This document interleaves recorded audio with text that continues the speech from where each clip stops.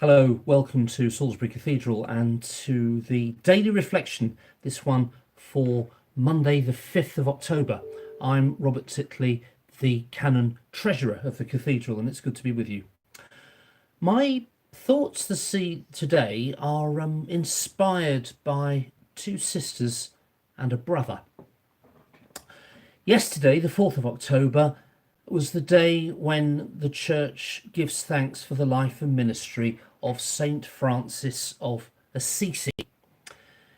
One Sunday morning, 812 years ago, Francis was in church, and the gospel reading for that day really found him in the way that the words of the Bible still can. He heard Jesus' words about how you need to lose your life in order to find it. And he felt in those words the pull of God away from the comfy life that his affluent family had in store for him, and a pull towards a greater simplicity, and a pull towards making himself radically available to God. But available for what? Francis thought he got an answer to that question on another day when he was praying in a tumble-down church outside Assisi, the Church of St. Damien. And he thought God spoke to him in that moment and said, "Francis, go and repair my church, which, as you see, is falling down." He set about restoring that and other semi-derelict churches, but then came to realize that he had underestimated what God wanted from him. It was not mere buildings that he was being called to restore. It was church and society. He was being called not to be a home improver, but a revolutionary. And soon, joined by his comrade in the gospel, Clare, later Saint Clare, between them they founded a community of brothers and a community of sisters, the two orders soon to be followed by a third order of the Society of St. Francis. The fruits of the ministries of Francis and Clare were transforming in their own lifetimes, and they are transforming still.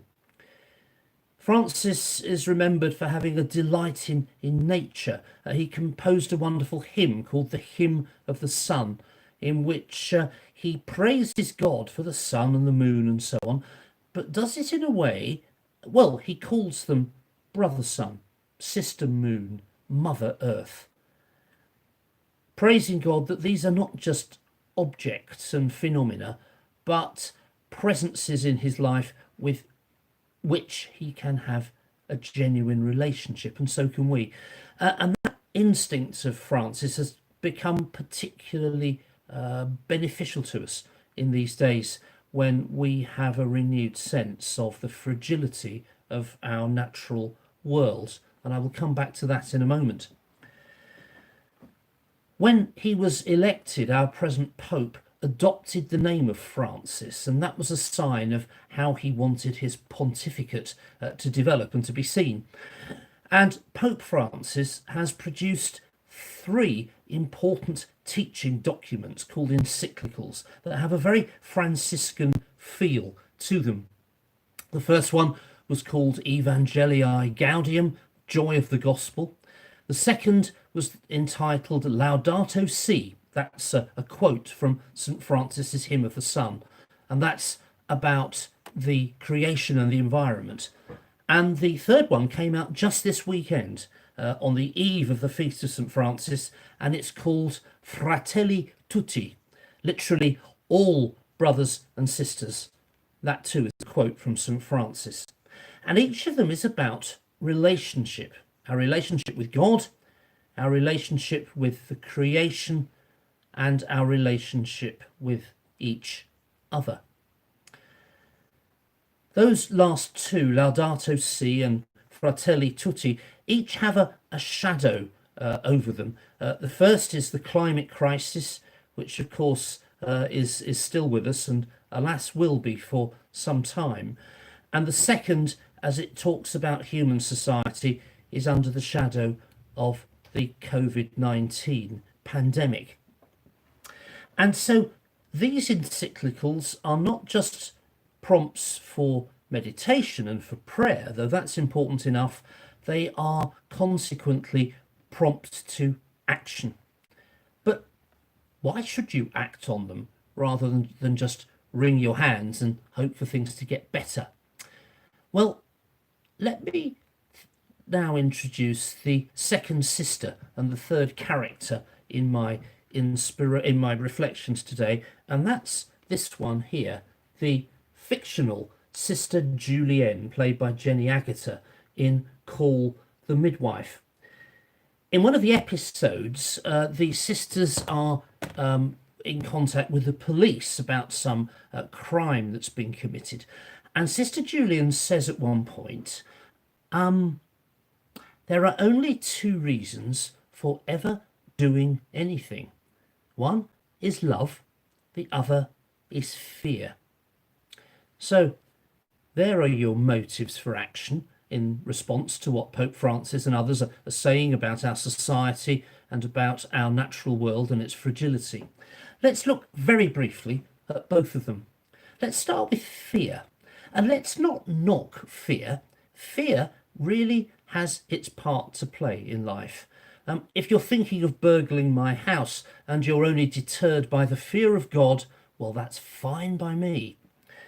And if watching David Attenborough's Extinction, the Facts a couple of weeks ago really put the frighteners on you, as it did on me, if that prompts us to change our behaviour, well, again, good, really good.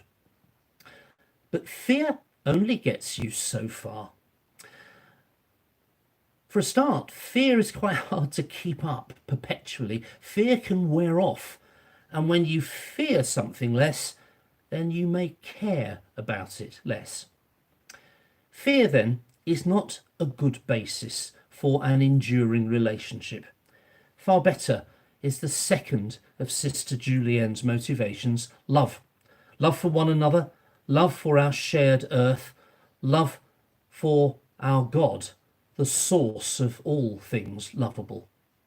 Fear may last for a season, but love lasts for a lifetime and more.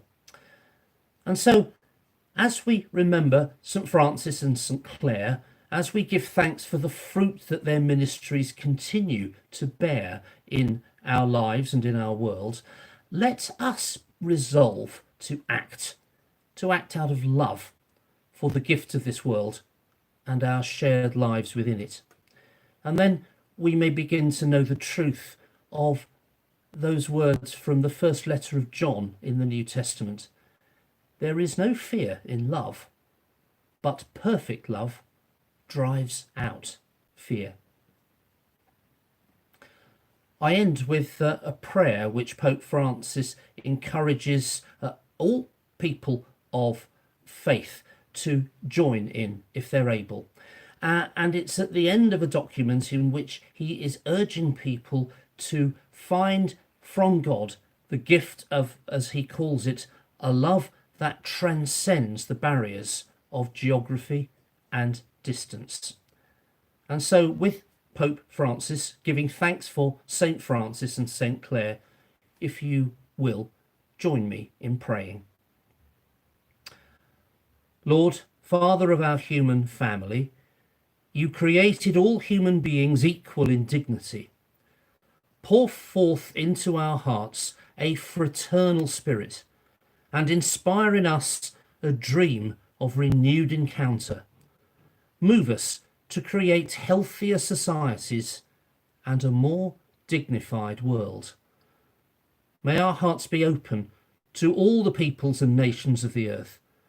May we recognise the goodness and beauty that you have sown in each of us, and thus forge bonds of unity, common projects, and shared dreams.